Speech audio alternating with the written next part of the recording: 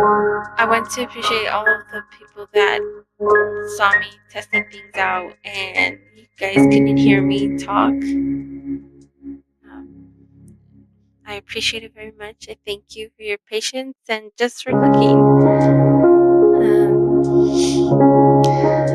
So something that I'm very passionate about, and I'm looking at my tablet. So you guys know what I'm looking at. Something that I'm very passionate about, something that like burns in me is how do I articulate this? My devotion to God. And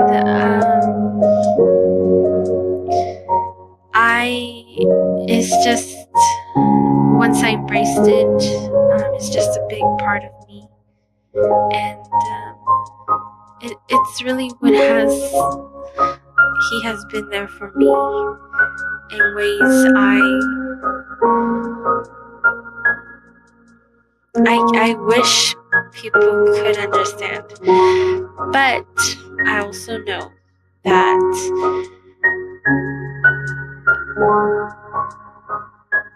you can't wait on people to experience what you experience. You can't, expect or hope. And then when it happens, truly, you don't really know. You don't really know where people are in their journey. And we're not meant to judge. Everybody's on their own journey, their own path. People get revelations when they're meant to get them. And like I always say, it's like a baby. You have a baby, you have all this knowledge. You're not gonna unload all your knowledge on the first day of that baby's existence. You're gonna watch and wait. And when the timing is right, you're gonna give them some of your wisdom, some of the things that you couldn't tell them at that time because they wouldn't receive it or understand it at that moment. And I believe that is how God is with us, that He gives us revelations when we meet Him at a certain place in our life and in a certain place in our relationship with God. And sometimes He tells us things we really don't understand. And one of the things that we need to figure out, I need to figure out, had to figure out. So just because He reveals something to you at that moment, let's say it's about a person, it's a very tricky subject. Very tricky. Because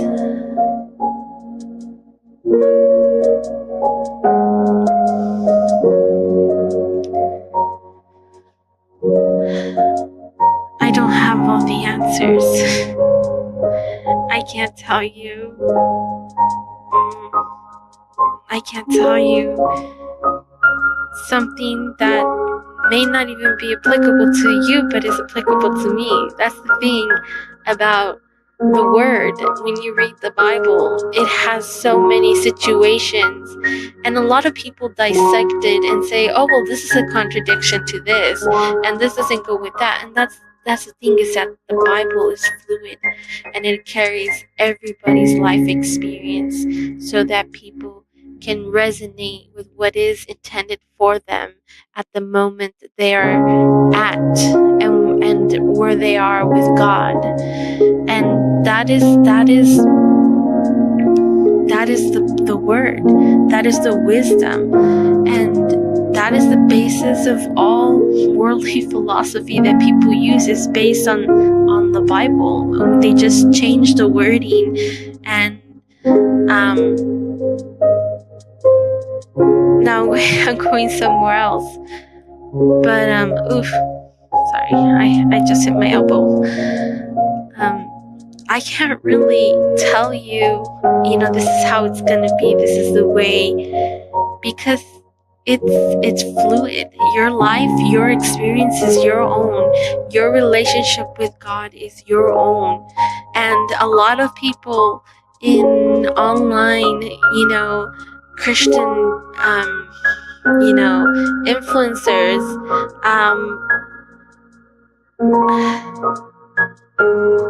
there's a lot of gatekeeping. There's a lot of also amongst people and people within the church and within community, there's a lot of self-righteousness of what and how things should be. And the thing is that's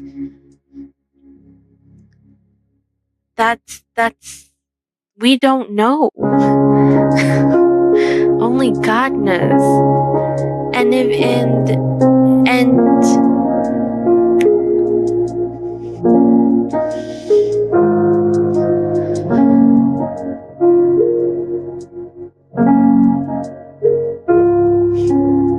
the answers you seek, someone is not going to give it to you. The answers you desire and want are inside of your heart. The Word, the Bible, is inside of your heart. If you go to the book of Hebrew, chapter 8. There, let me get it out. Let me get the word out for you. Let me put my tablet here. This is my Bible, okay? It's the Amplified Bible. And let's go to Hebrews. What I will tell you is that wherever you are in life, and when you are connected to the vine, connected to God, have a relationship with God, pursue Him, answers will be revealed to you. The questions you have are in God and God alone. Only God can tell you this. And yes, He can use people to answer these.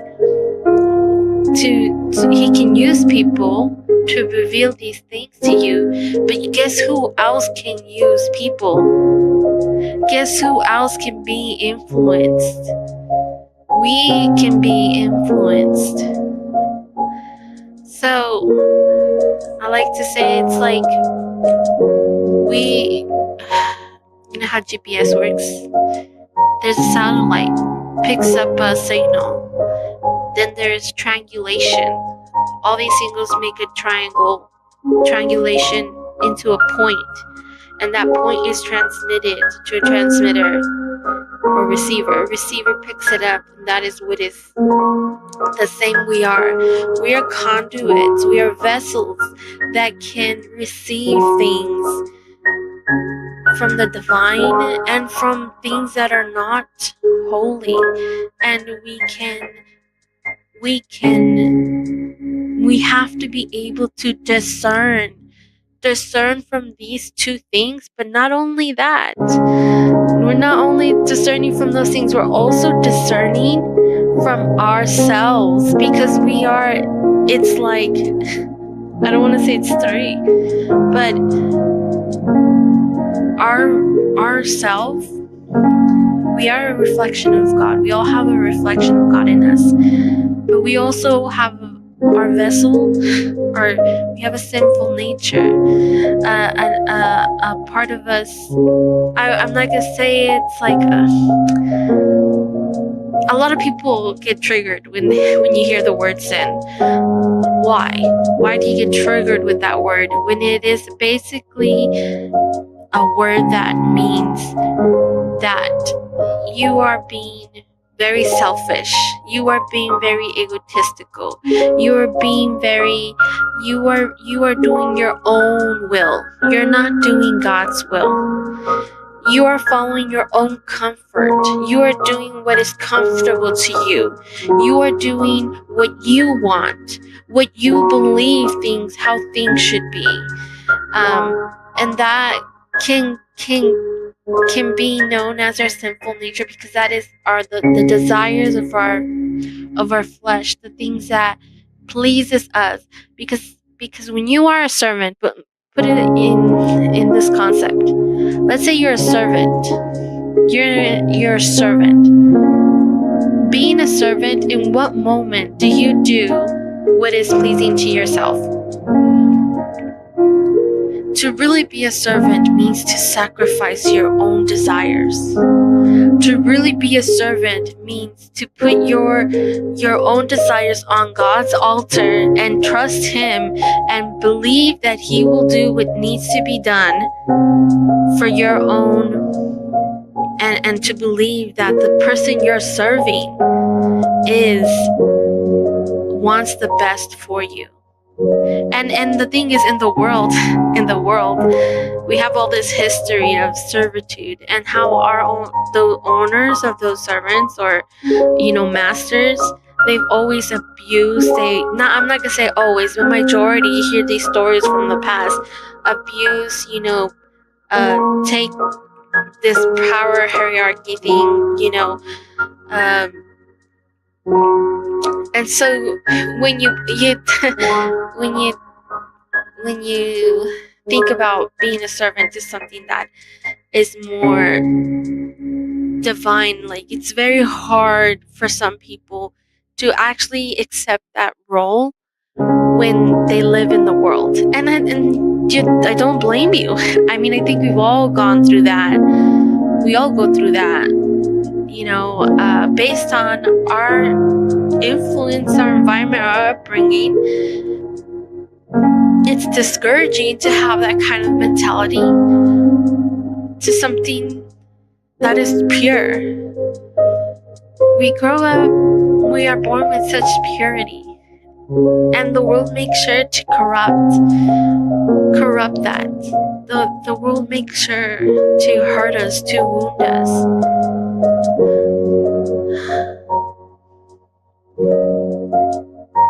If you can look at all of the things that have hurt you, if you can look at all the things that have disappointed you, and go deeper and realize what is being, from the enemy side, what is being attacked, and what can this experience be used to God reveal to you.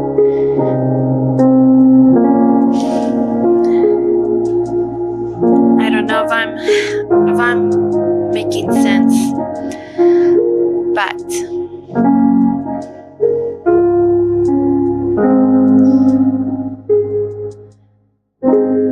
should I talk about this right now? Should I? Or should I stick to devotional?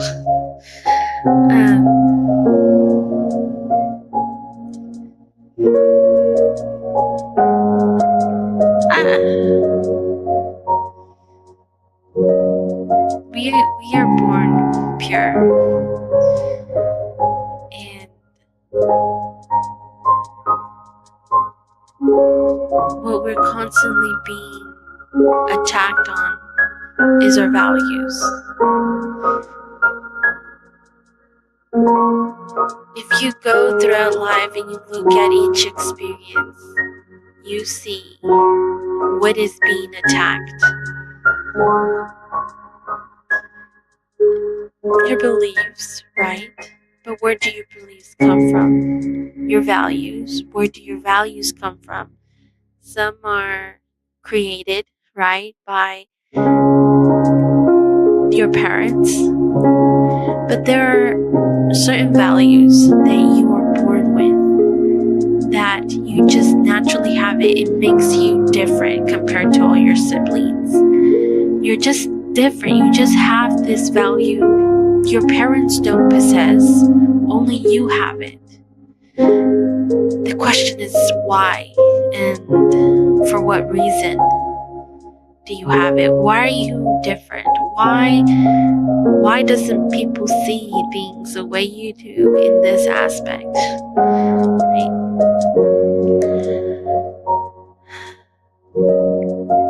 Be careful with that, because sometimes your beliefs can be so ingrained. Your beliefs, and I'm talking about the beliefs of your values, can be so ingrained that you're not flexible or adaptable to embrace a different perspective. But I'm talking about the values you are born with. I'm talking about the values that are God-given. Do you know what are your God-given values?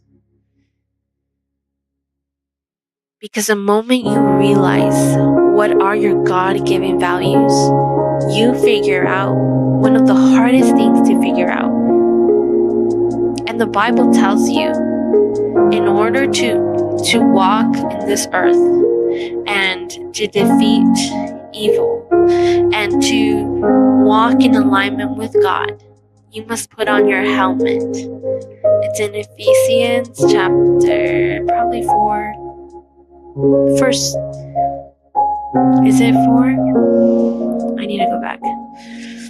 It's in Ephesians. The helmet is when Satan attacks you with lies. You put on the helmet of truth, and the helmet of truth, which is the truth that you know deep down inside, that you can speak back to the enemy. When the enemy says you are worthless, you are all these just awful things, you can speak back to it with the helmet of truth and say, no, I am not that. I am not what you say I am.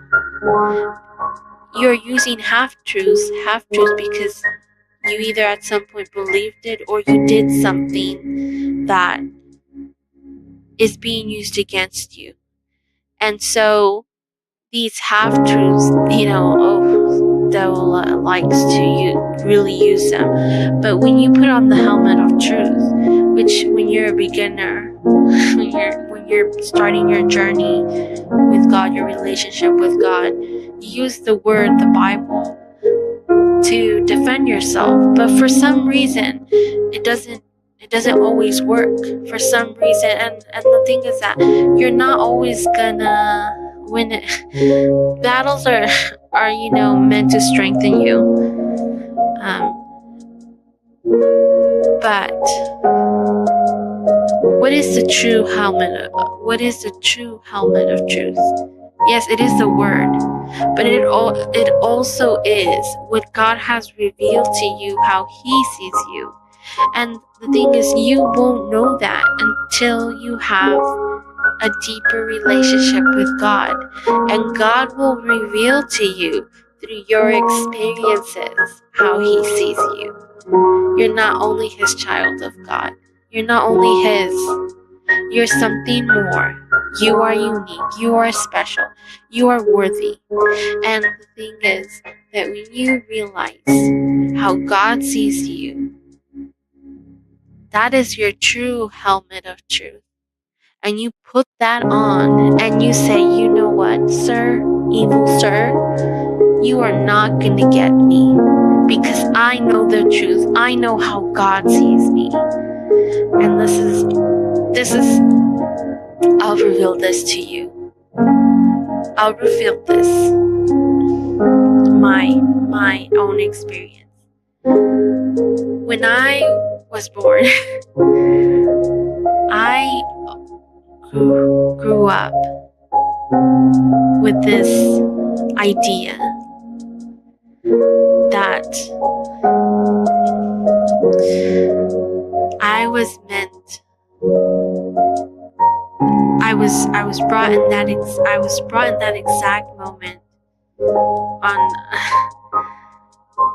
obviously meant to do something, right? We all feel like we're meant to do something. But I felt like my person, I had a person and I was meant to meet them in this lifetime.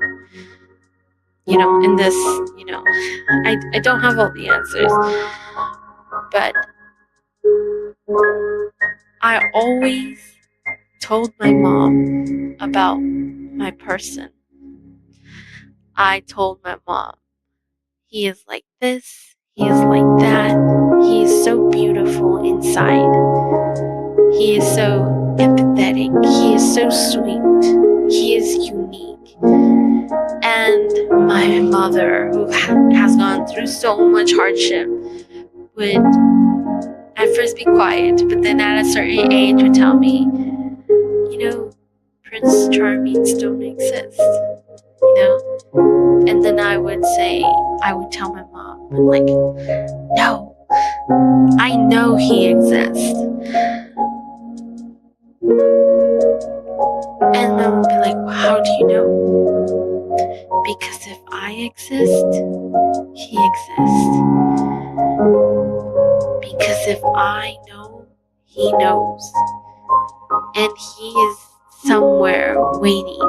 Now I wouldn't say waiting, but he knows I exist. And it's just like this knowing, right? But let's go a little bit deeper into that.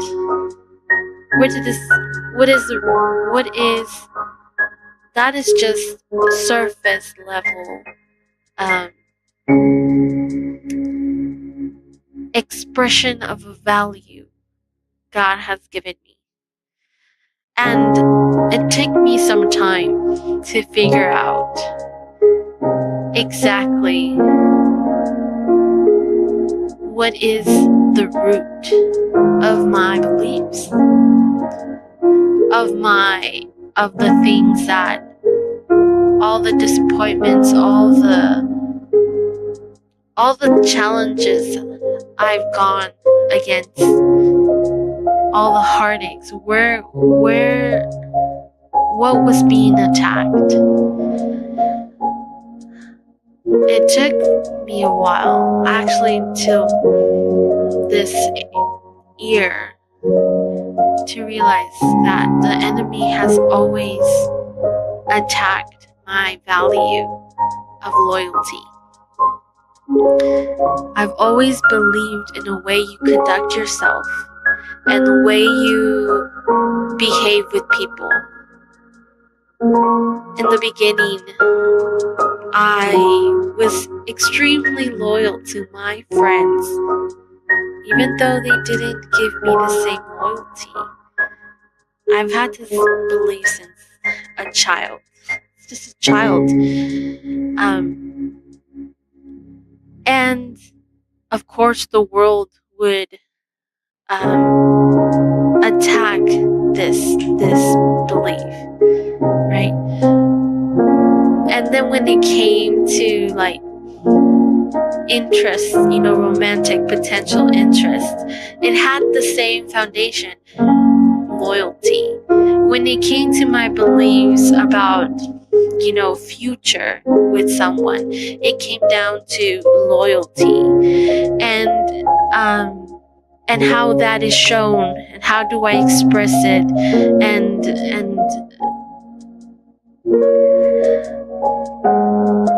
only to learn that a part of life is letting go of the earthly ideas. There's a verse in the Bible that says, if you're not willing to let go of your mother or father or your sister or all these people that are on the planet, if you're not willing to let go of them, then you cannot follow me. I can't give you the exact phrase. What it's basically saying, if you're not willing to let go of these ideas, these earthly ideas, these ties, these things that tie you down, and you hold on to them, how are you going to be able to devote yourself to God? How can you tie yourself to God when you have all these things tying you back to the earth? And it comes down to what kind of loyalty do you have? Do you have earthly loyalty that is based on how much time someone is with you? Is it based on transactional, how much you show me, I give you? Those are earthly. That is earthly loyalty, conditional loyalty. Divine loyalty does not look like that. Divine loyalty is not proven. Divine loyalty is steadfast, and it is just given without reason, without conditions. It is just given, and that is the kind of loyalty God gives us. He doesn't expect perfection from us. He doesn't expect us to prove ourselves. He doesn't expect us. He just is loyal to us. Despite of all our mishaps, He's just loyal to us. And sometimes we give,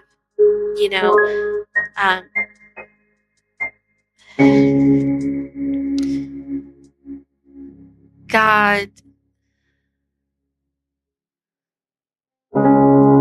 let me go back to my trials was always trying to compromise that value that I was given by God.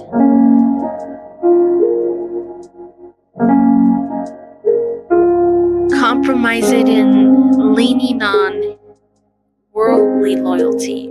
Oh, because so and so, I know them for such a long time, I must be loyal to them. Friendship based, right? Oh, so because that's my cousin, I need to go be on their side, and all this earthly loyalty. But whereas I put God first and I am loyal to Him first, and if God says no, then no, and if God says yes, then yes. You can't have, those are two different kinds of loyalty.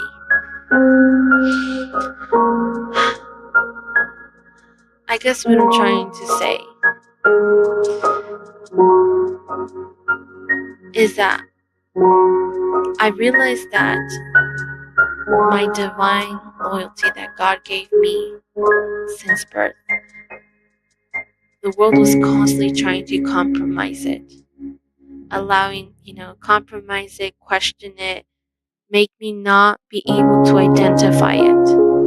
Because as long as I couldn't identify that value inside of me, I couldn't see how God sees me.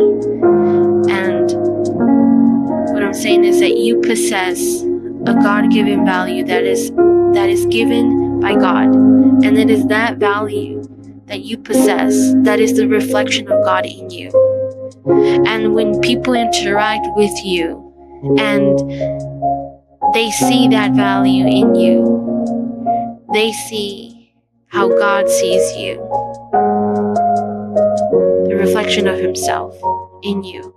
And so when you're able to identify what is that, you can hold on to that truth and use it as your weapon and use it as your foundation. When the enemy comes towards me and tells me, you are not loyal because you did not keep that relationship, that friendship longer, or because you put God first, or because of, worldly loyalty. Look, this is one of the cats. She's so much better. Hi, you can't really see her. Look at that cat. This cat has one blue eye and one green eye. So kind of just obviously the hair has grown, and I'm gonna take her to a place, to be adopted. I would love to keep her, but because she's beautiful. But her personality is pretty pretty chaotic, and I need something more affectionate, more cuddly. So if I'm gonna have a second pet, the cat is very independent. It's more like I'm gonna be serving the cat instead of the cat, Anyways, what was I saying? Sorry. Oh, here she comes again. You need to back off, little kitty. You need to back off. She's so beautiful. There's the other cat is somewhere else. I'll show you her when I can see her or she shows up. Well, oh, you stay away, kitty. I think I see something in the chat. I'm not completely sure. That's my dog. What is this? Shh. I'm trying to see what's in the chat. Hold on. Okay, I see a face with 2 hearts. Okay. Well. Shh. I love you.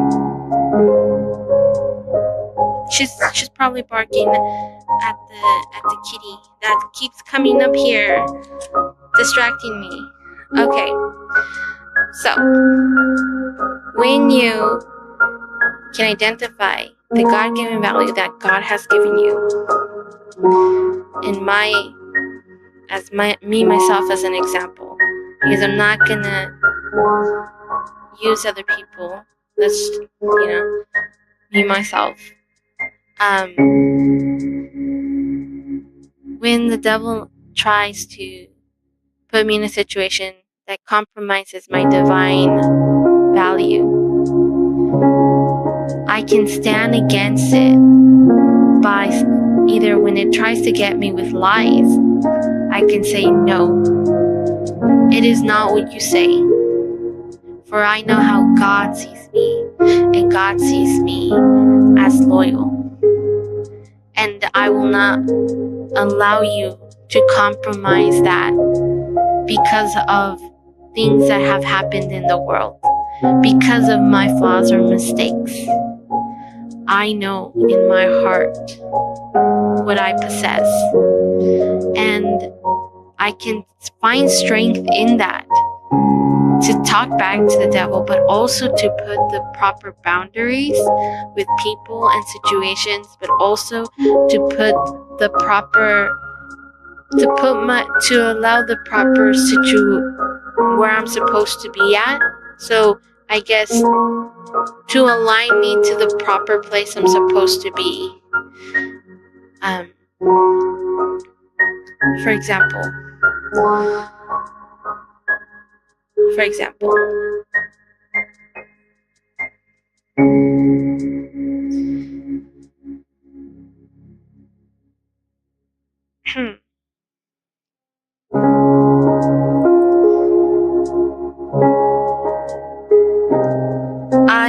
I believe, it's my belief, that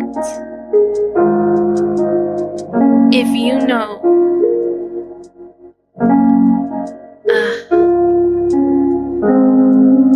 how do I articulate this? How do I articulate it? I've already told you something that I believe as a child, right? How I would respond to, a certain comment that my parent would say.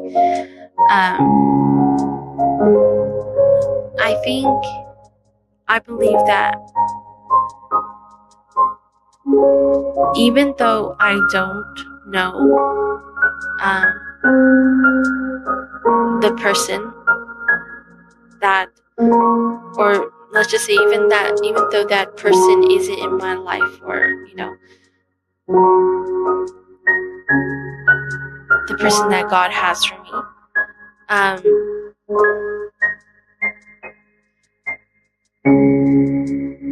I I am, in a sense, loyal to that person, even though they're not there. Meaning I'm not going around, allowing emotional closeness with people. I'm talking about the opposite gender. I'm not doing that.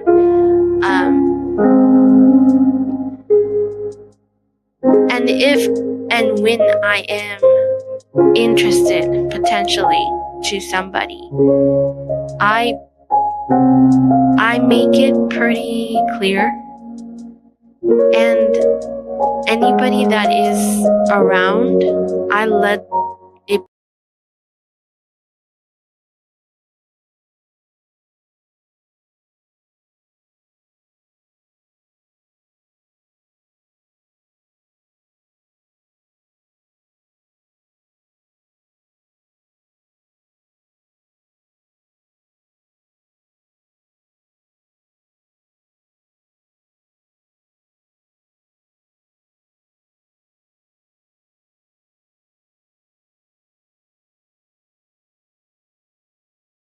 Another thing, another topic, another.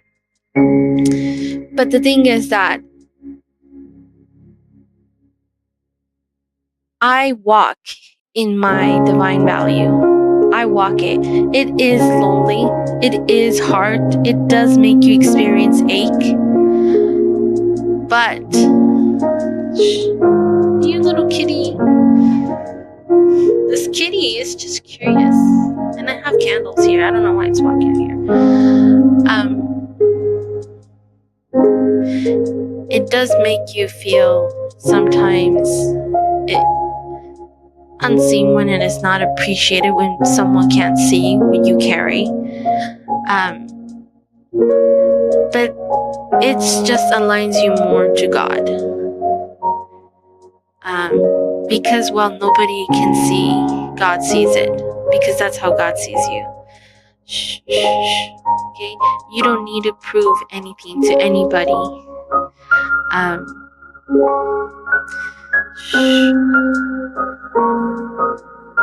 The God who sees you. This kitty really likes to be in camera or something. She just keeps coming over here. Just distracting me from what I'm supposed to be saying, and I've already lost track of. You need to really look in your life and look at all the things that have disappointed you. If you go to a space where you just feel like you don't, everybody just thinks differently than you. If you go to a space where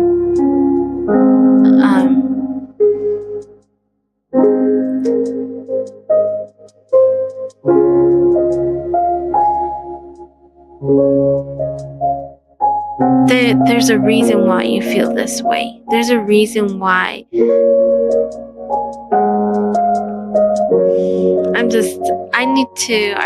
I'm gonna write it down, articulate it better, and then of course I'm gonna talk about it in my podcast.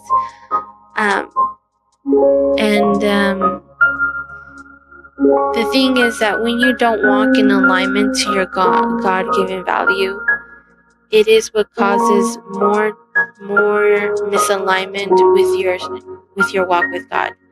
And deep down in it, you know it. When you permit your boundaries to be crossed, when you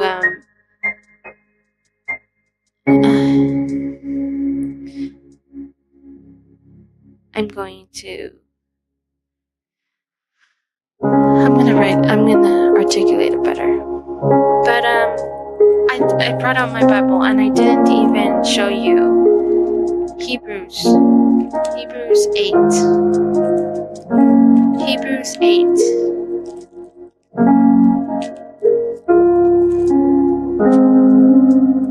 Hebrews 8.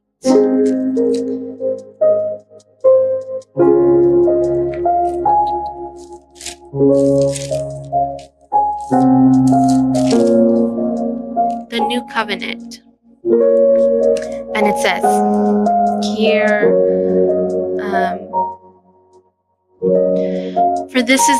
this verse 10.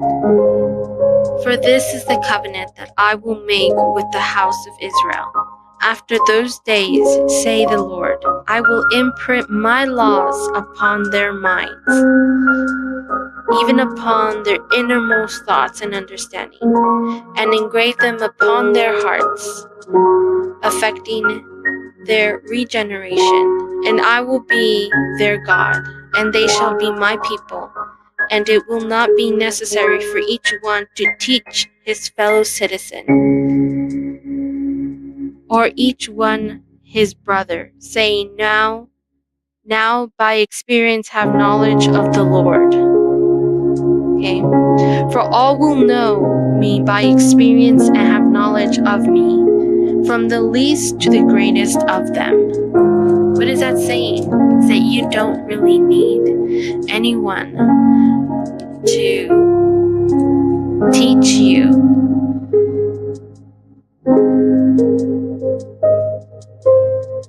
The Word of God, because it already exists in your heart.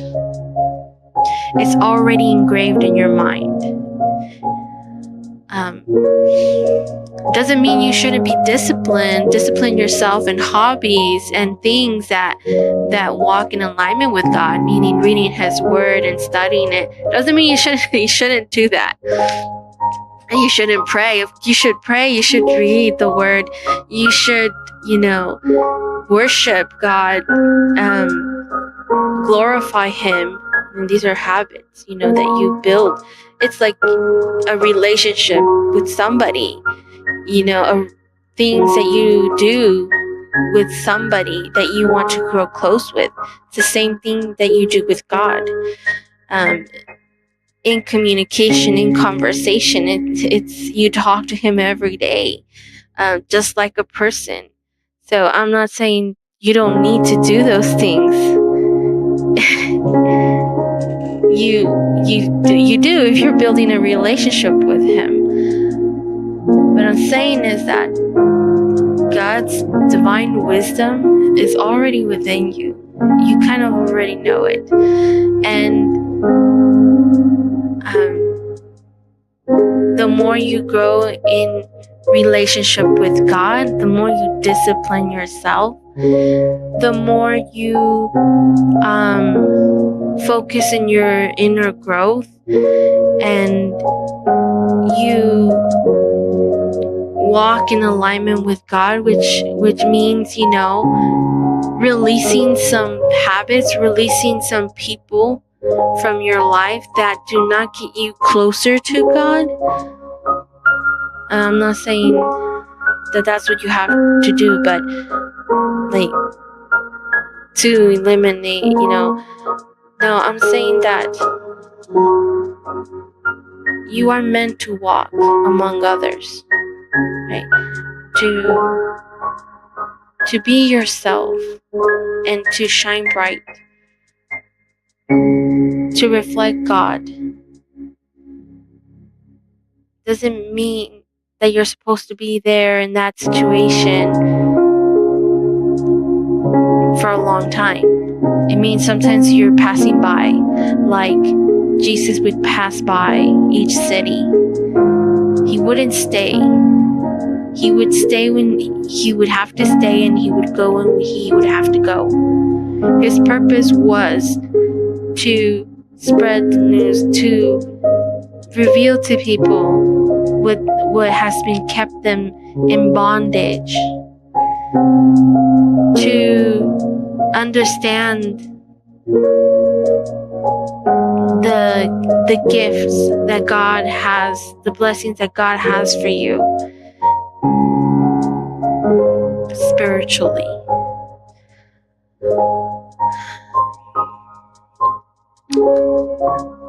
I'm trying to make sure that when I speak, it's not only one-sided. I'm trying to speak with with the duality that exists in the Word of God, which is there is a balance of things. Be careful. There are times when you need to spend time with God alone, and there are times when you are to do something else. Be careful about yourself and your thoughts. And I guess the only way you can actually know is the more you talk with God. The more you bond with Him, the more He will lead you.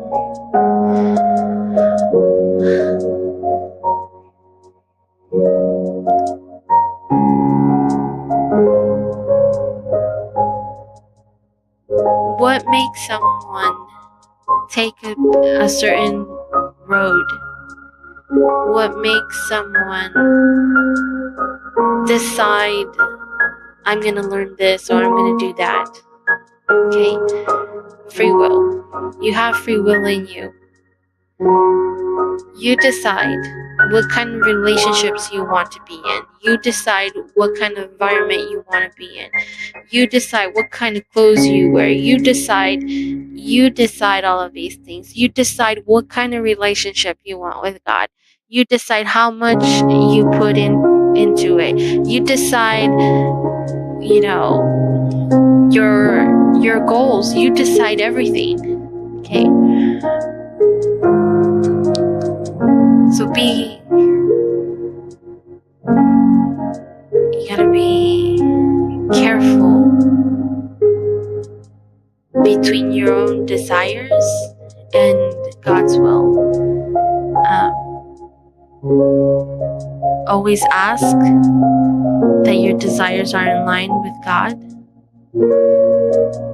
But even when you ask that, always ask God, is this in alignment with you, with your will? So it's like consideration. Always have consideration. How can you? Sometimes when God tells you no, it doesn't mean no right at that, like forever. Sometimes it's no for right now. The same with yes. So you need to be very in tune.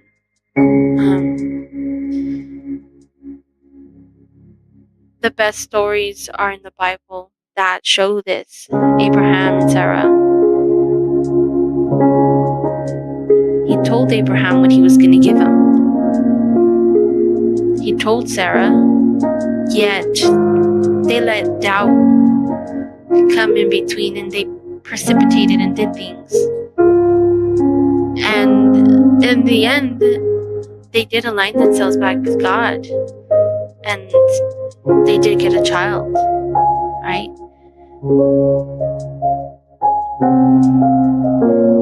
But in that doubt and all of that, they did actions that, affected another person. But see, in hindsight, despite of the other person grew closer to God.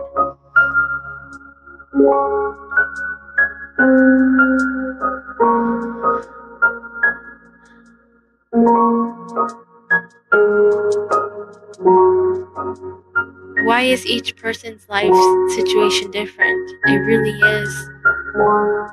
What is being tested in your life? What value in your life is what is the world trying to compromise in you so that you don't walk in alignment with God? And when you really look at that and you identify it, you can find strength in that when you go against the enemy. You can find strength in making decisions based on that value. You will find people that are in alignment with that value. They're not meant to stay though. Sometimes they come and go. And that's one of the things about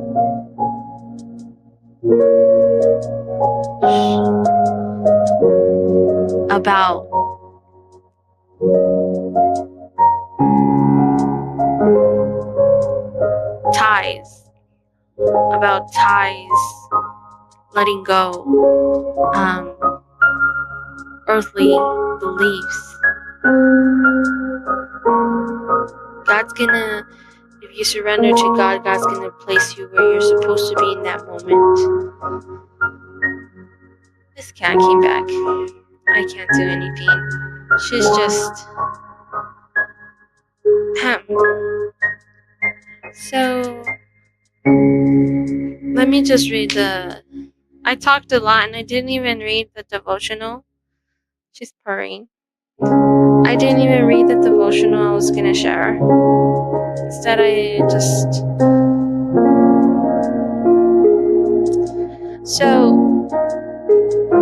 Ooh, did I just erase? Did I erase it? No, I didn't. So one of my favorite authors is Charles Stanley, and he has a book called Pathway to Light, and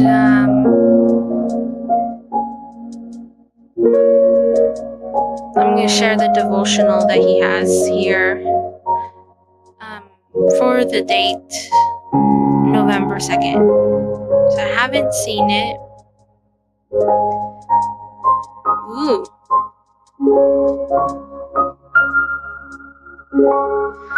So it talks about yearning for Christ.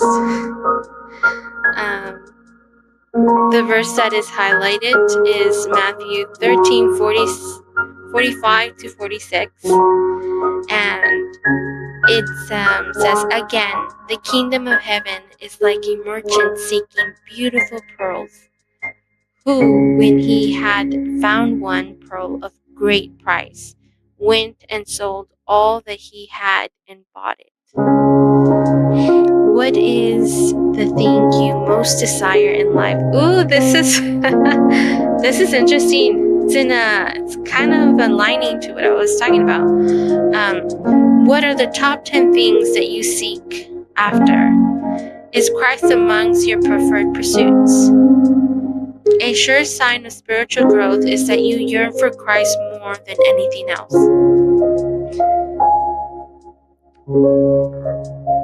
F. Miller wrote, "I'd rather have Jesus than silver or gold. I'd rather be his than riches untold. I'd rather have Jesus than houses or lands. I'd rather be led by his nail-pierced hands." It is a radical change to want Jesus above all things, above all else. But it is evidence that the Holy Spirit is making strides in your life. The Holy Spirit will always point you towards a maturing relationship with Christ and conformity to his image. Jesus taught the disciples that finding the kingdom of heaven is like finding a pearl of such ultimate value that you would sell everything just to have it. To truly experience the Lord is to realize that nothing is worth so much as knowing him. What stands between you and the desire you seek Christ first? What stands between you and the desire to seek Christ first? So it comes down to these ties that we have in the world. What ties are preventing us from getting closer to God? Are these ties, and these ties can be friendships, relationships,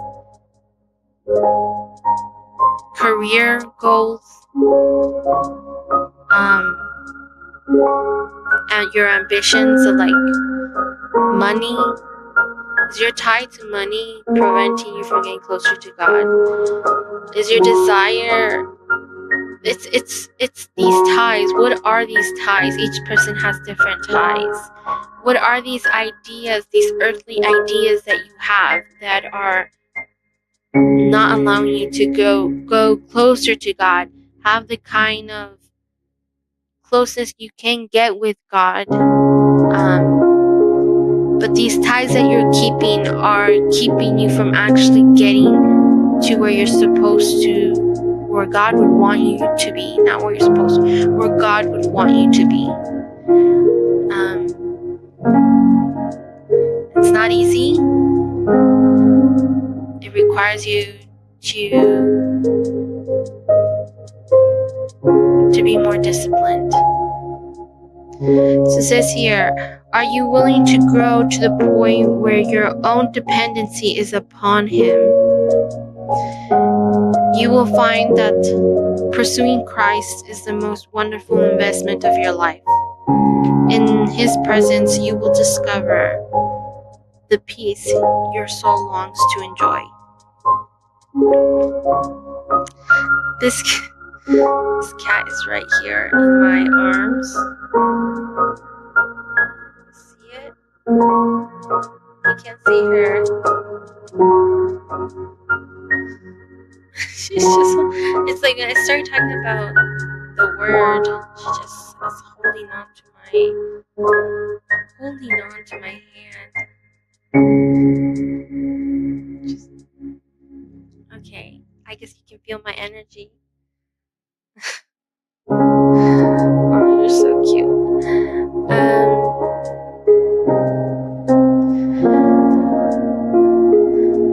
It's easier read than actually applying it in your life. So don't feel bad and don't feel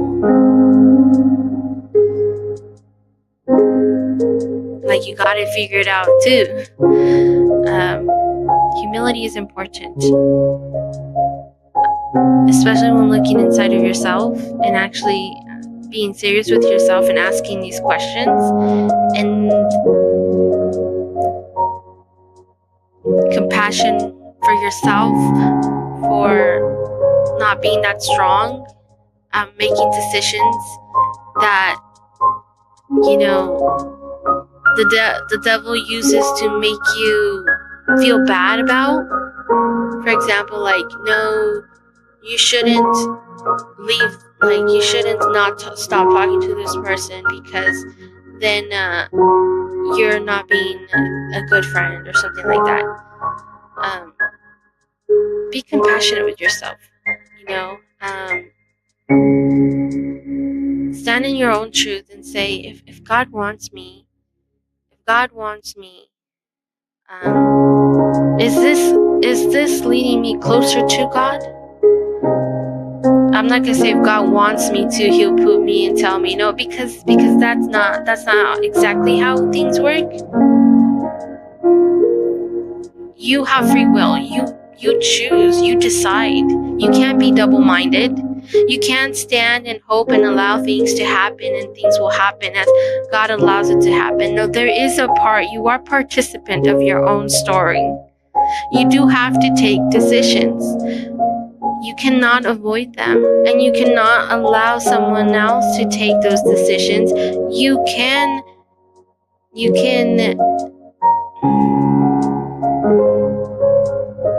talk with God and say, after other confirmations and stuff, to guide you and help you see things in a different perspective so that you can make the most wise decision for yourself and see, is this in alignment? Is this making me feel, for in terms like in a relationship, do you feel like you're an option? Do you feel like you're not prioritized? Do you feel like, all these things that you shouldn't really have to endure?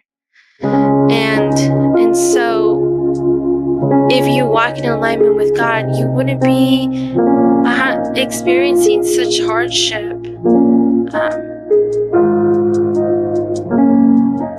I'm not saying you're not supposed supposed to not experience hardship. I know it's a contradiction. You are supposed to experience hardship to strengthen, to grow, to have refinement, to grow closer to God. But there's a difference between condemnation and conviction. Condemnation traps you in a cycle of feeling bad. And conviction is you feel bad so that you can create change in your life, in yourself, and make decisions that are in line with God. That is conviction. It's taking something that you experience negative suffering into something that can bear fruit, something positive. Anyways, I think I spoke a lot.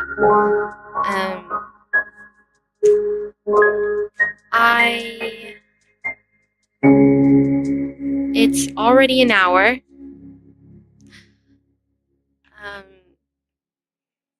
I don't know when I'm gonna go live. I don't know. I do want to do like once a month prayer sessions for anyone that feels like wanting someone to pray upon them or pray with them, intercede. I welcome that in those monthly sessions. I don't really know what I'm gonna do if nobody really writes anything in those situations. It is something I need to figure out. Reading devotionals, I love to do it. I don't know. I don't have a set schedule because I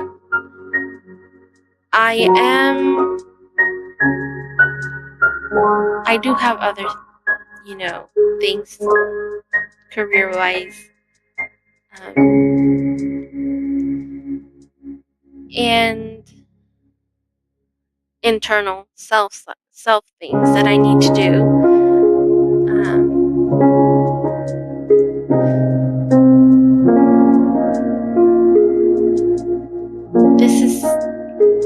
I'm not here to gain something out of it.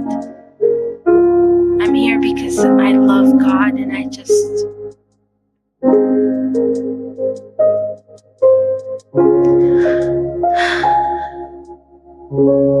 I think I'm supposed to be doing this. And the reason why, I'll tell you. So 10 years ago,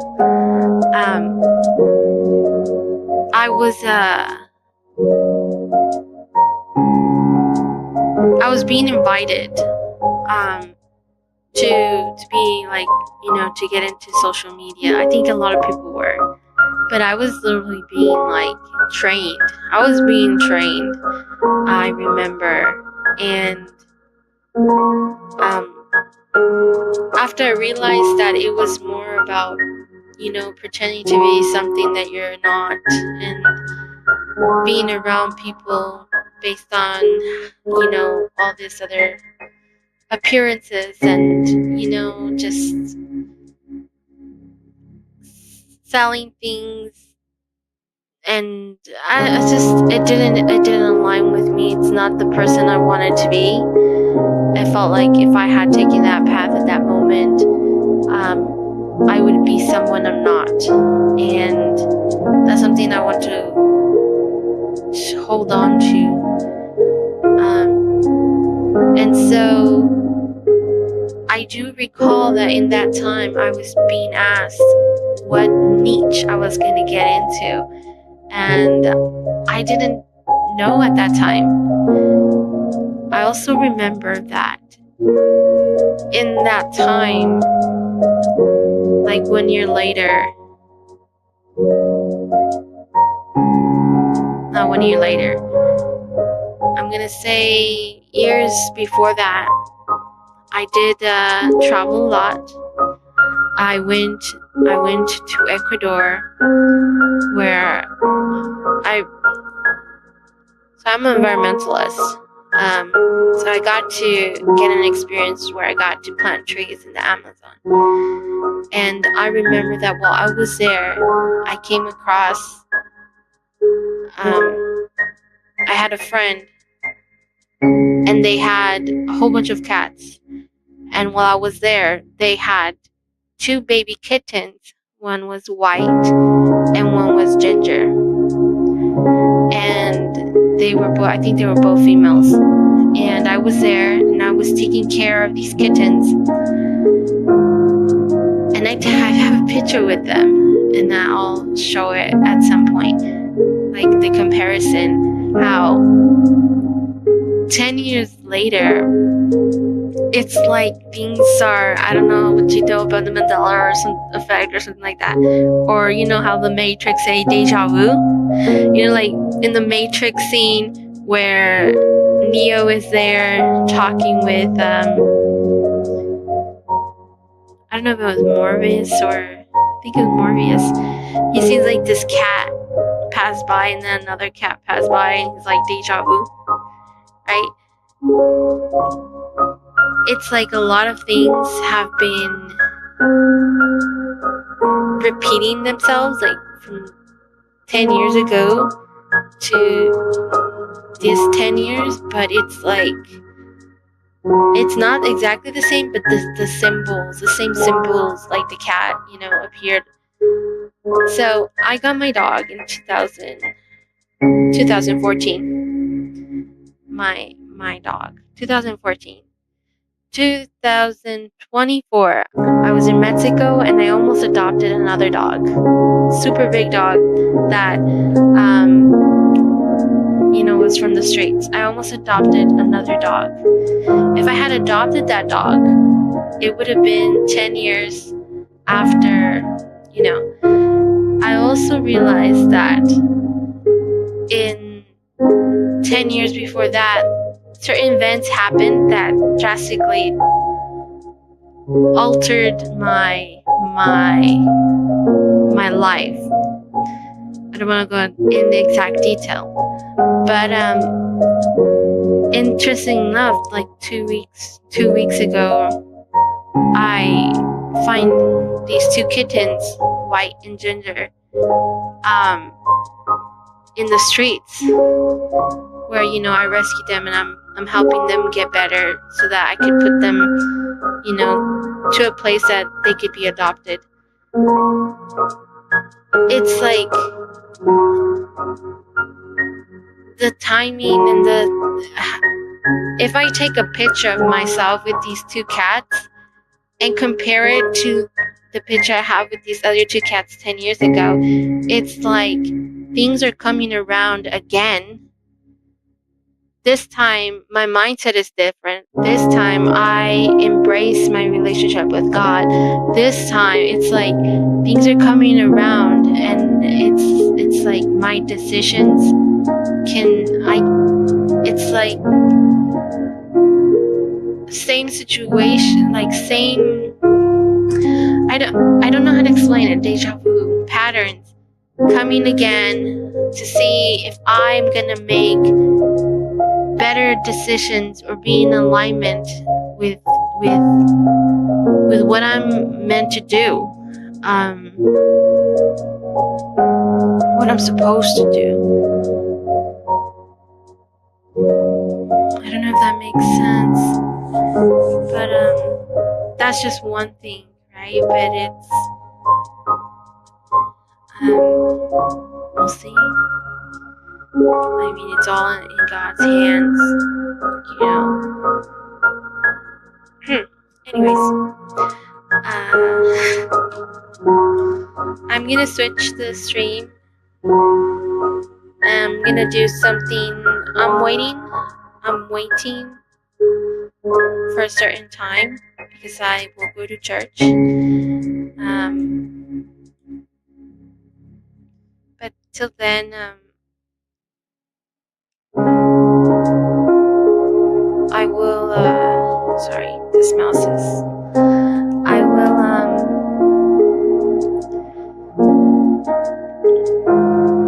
stream other things than myself. Okay. Also for now, and I'm gonna restream something else, or I don't know how to